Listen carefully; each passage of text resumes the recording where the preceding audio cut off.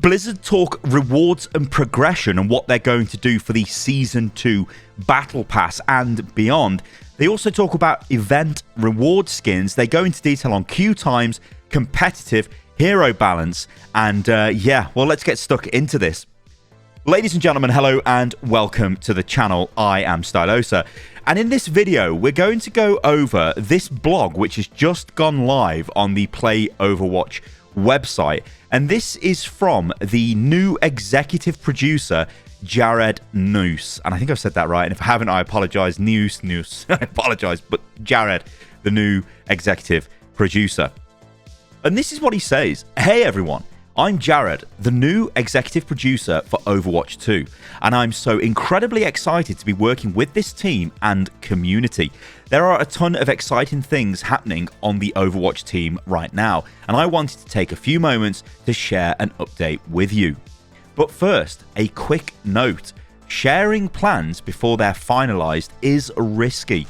Development on a live game like Overwatch 2 requires constant juggling of urgent player needs, long-term ambitions, and live issues.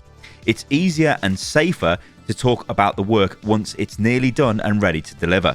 That said, I think sharing our thoughts early is the right thing to do, so we can create a better dialogue between the development team and the community. Please keep your feedback coming. We read it, we're inspired by it, and we use it in our development plans. Ultimately, we need it to ensure that we are building a game that you want to keep playing for years to come. Okay, let's get into it. So that's kind of the introduction there from Jared. It's the first time we publicly meet him. I think he was brought onto the team a couple of months ago. And yeah, you know, he's here to run the live service operation effectively of Overwatch 2 and to make sure that there's a good, solid content pipeline and all of that stuff. Make sure we're getting new content in the Battle Pass, make sure we're getting new content in the game, and making sure, you know, like he says, that this is a game that keeps players inspired and keeps them playing for years to come. Okay, let's move on to the meat of this blog post, because the first place we're going to start is rewards and progression. With the move to a free-to-play model, Overwatch 2 has been able to welcome a large number of new players across the globe. That's super exciting. More people in-game means more folks in every playlist, more potential new friends to meet, and more teammates to play within an inexplicably sweaty, unranked games. We know this change has been a big shift, though bringing with it a new business model and new systems for unlocking heroes and getting new skins. I could say a lot here, but I think a good place to start is by saying that we aren't completely satisfied with how everything feels right now. There's a lot we like about it. Knocking out a bunch of daily, weekly challenges or getting something new for a hero you love can feel great, but we also recognize that today's experience has opportunity for improvement that we need to focus on. Yeah, so this is where he's going to talk about some of the changes, but I think what strikes me here is them basically straight up saying we aren't completely satisfied with how everything feels right now. And again, you can read into this quite a lot, and you know, you can go down a rabbit hole and you can end up saying things like, well, obviously not happy with the way the monetization is working in the shop, so this could be changes in relation to that. They're obviously not happy with the discourse around the Battle Pass and how it's perceived as the worst Battle Pass in gaming at the moment, and how they could, at least among the AAA games, I'm not going to include mobile games in all of this because some of those are horrific, but for AAA PC and console games, it definitely is. It's very stingy, it doesn't give you a lot. Is that what they're acknowledging here, or is it simply, okay, we need to put more stuff in this and that's kind of what we're going to do? Or is it a case of, hang on, we're not making enough money off this, so we need to make wholesale changes? Again, it's going to be difficult to tell that, but we can sort of speculate on that, and we can look at what he says next, because this is where things get a little bit interesting. We want you to feel more rewarded just for sitting down and playing. We want you to have new accomplishments to chase outside of your competitive rank and Battle Pass level. That's why we removed the count level. He didn't say that, by the way. When you finish a session, we want you to feel good about the time you just spent in-game. Even if you ended on an epic losing streak at 2 a.m. after saying that you wouldn't end on a loss because I'm a cool gamer. Okay, great. We have a lot to say about these things in the coming months, but I'll start with a couple of quick updates. Here we go. This is the juice. All right. short-term Season 2 changes. In Season 2, we've changed up our rewards a bit so that each event has a skin you can earn by playing. Wowee, good job. Okay, good stuff. In addition to the other cosmetic rewards we already offer, so in addition to all the crap nobody cares about, we'll give you a skin for our future events. Good. This also means that Winter Wonderland is going to have skins you can earn, which is great, or a skin at least, through just simply playing it. We're also going to continue our Twitch drops program so that we can artificially increase the views. Sorry, no, that doesn't say that. We also continue our Twitch drops program so we can earn skins and in-game goodies by supporting your favorite creators. While we're working on long-term plans, we want upcoming seasons to feel more rewarding than season one. I always find it funny that they don't have some sort of drops campaign for YouTube or some sort of reward for YouTube watching videos, because they've got to deal with Google as well. It makes no sense, but whatever. I think it is great that they do this on Twitch. I know, yes, it does increase the viewership in the category, which is the reason why they do it, but it is still cool. You know, people do get exposure to certain content creators that they wouldn't generally get exposure to because they would never go on Twitch, and the only reason they do that is to get the rewards. You could argue that these are low quality viewers and they don't watch anyway. They just leave the stream open, get the reward, then leave. And yeah, sure, a lot of people will do that, but it's still, you know, it's fine. I don't mind them doing this. And one thing to note as well is these items that are part of Twitch drops, they will be available, I believe, in the next season. So I've noticed on some of the items, on the donut weapon charm, because I don't have that because I never watched Twitch streams to get the unlock.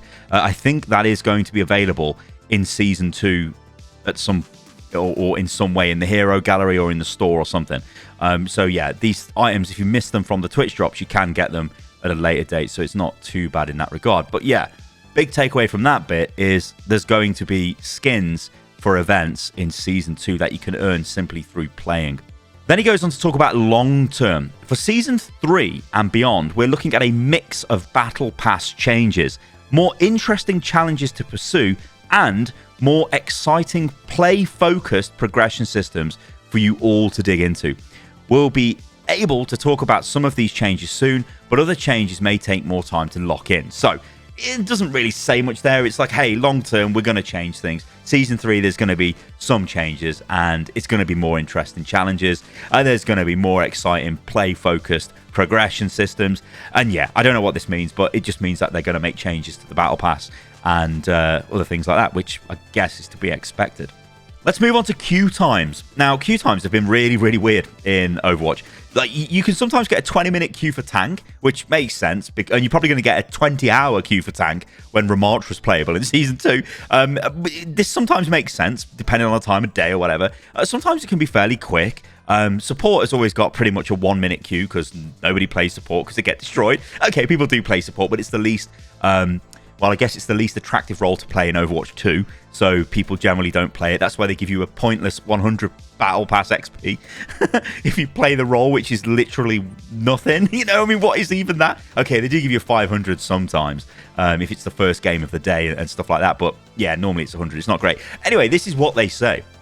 Contrary to what your DPS Moira may tell you, Overwatch is a role-based game. As such, queue times are very real, very consistent focus area for the team. With the move to 5v5, we're seeing longer queue times than we'd like for both tank and damage players.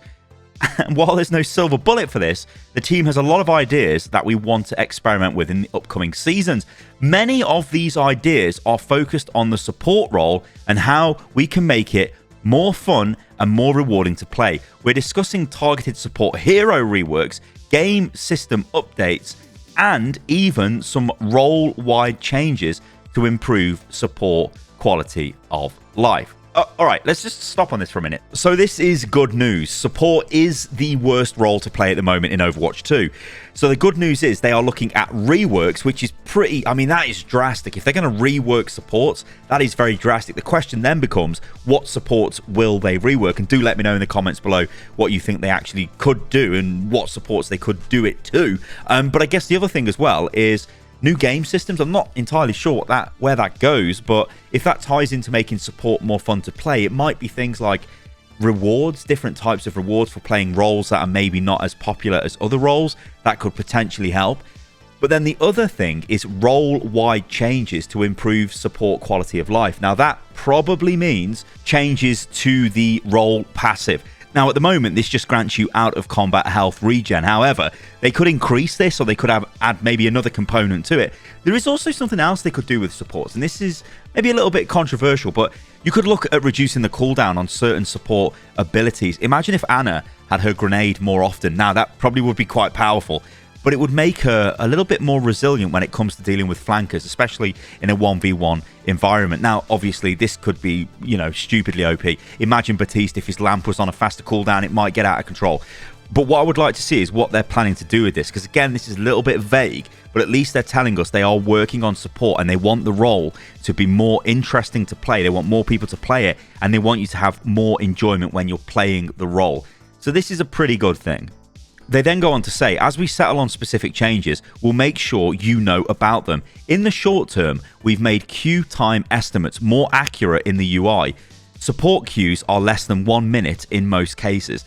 And we're going to experiment with our Battle Pass XP rewards for those who queue as support / all roles. So this is good. I mean, we do need more reward. I mean, if you play support right now, you're basically going into the role with the least impact on the game, but the role where you have to fight for your life every second of that match. It is very draining, and it takes a lot of effort to get any kind of reward out of it. So it is good that they're looking at giving you more Battle Pass XP if you do queue as that role. Of course, if you're a support main, this is just great. It just means you get bonus XP every time you queue as support. But like I said, they give you 500 XP for the first game of support you play in a day, and then they give you 100 XP. And 100 XP when a Battle Pass level is 5,000, it's a bit of a slap in the face. So good news that they're looking at increasing that. Let's move on to competitive. So this is what he says concerning that. We recognise there are aspects of the experience that we need to improve. The team is full of folks who live and breathe comp, so making this mode feel dynamic and fair is a high priority. We've been making some adjustments to the matchmaking system, and in this week's patch we implemented some changes that should help the system more accurately determine a player's skill tier and division. While this change is already in-game, you can expect the efforts to be even more noticeable at the start of Season 2. The competitive system is more than just matchmaking, though, and we've heard your feedback about unexpected rank changes, rate of rank feedback, and more. This is a topic that I can't do justice with just a paragraph or two, so you can expect a deeper dive on our plans soon. Alright, so I don't think there's much here. This is them saying, look, we realise competitive has problems, and we know comp has got all kinds of issues, and at least they're looking at them, and they are going to give us a more detailed breakdown of this at some point in the future. I would expect them to show your rank in game. That probably is a major upgrade. That would be nice to see. They can say that they're not displaying that because of toxicity reasons. However, they've given us a scoreboard in the game which shows you how many kills, deaths, assists, eliminations, damage and healing that you've done. So you can be toxic off that anyway. In fact, that's better to be toxic off than just the rank icon. Also, giving you an update after every match I think is crucial. Instead of this win 7 game system, which I don't think has worked, I think they really need to go back to the drawing board with that. But again, like I said, we don't have details on that, but they are coming in the future, and this is good news because competitive really does need looking at. He then talks about hero balance. Multiple heroes saw balance changes and adjustment in the patch earlier this week. Notably, Genji and D.Va are a bit less deadly, Zarya is less shieldy, and Sombra is less hacky. We feel the changes in this patch are good for the current state of the game, but we're already planning ahead for more changes at the beginning of Season 2. We'll be talking more about those Season 2 changes, including some of your favourite cybernetically enhanced Canadian soon, but we want to see how the current set of updates for this mid-patch play out first. Okay, so Sojourn should have been nerfed for this mid-season balance patch, but she wasn't. Yeah, they're making a little bit of a joke out of it there, and yeah, she's going to get nerfed for Season 2. I think that's the takeaway from that, but yeah, hero balance, again, there's not much to say here. They're just talking about the patch that's already happened, and that there'll be more info coming soon on Season 2 changes, which will most likely include a Sojourn nerf. And then in closing, he says, players who've stuck with us, players who've returned, and players who are now jumping into the fun, thank you for playing Overwatch 2. Reading your posts, watching your clips, and playing alongside you always leaves me humbled. We have an incredible community, and I hope that by opening up about what we're thinking more, we can keep growing together. Season 2 is right around the corner. We have a ton of awesome stuff planned. You saw the remarks reveal, right? And we'll be sharing lots more on what's coming in our second season very, very soon. Until then, I'll see you on the dropship. Alright guys, so that's what we've got. This is a decent blog post. It's good to get an update as to the things they're looking at. There isn't a ton of detail in here. It's not telling us what heroes they're going to rework in the support category. It's not telling us what specific changes are going to happen to competitive. It's also not really telling us what specific changes are coming in Season 2. But it is saying, and it is, I think what they're doing here is making it clear to the community that they are aware of the problems that everybody is shouting from the rooftops about. They're not totally oblivious to this. They do realize there are things that need to be sorted, and they're going to start looking at them. I think things like having a earnable skin for the seasonal events has been a massive hot topic. I know I've made loads of videos on the state of the Junkenstein's Wrath of the Bride event, where they basically gave you no reward for playing the game. It was very weird. Yeah, okay, you got the odd bit of cosmetic or whatever, but you never really got the skin. The legendary skin, in fact, was no, go and watch a Twitch stream, which made no sense because you're actually getting the reward through not actually playing the game. They need to make you play the game. It is such a crazy decision that even happened. But yeah, all right guys, let me know what you think about all of this in the comments below. I think this is good, and I think it's good to get more communication going, and hopefully we see more comments from Jared, who is the new executive producer on Overwatch 2. All right guys, I've been Stylosa, and I'll catch you lovely lot on the next one. See you soon.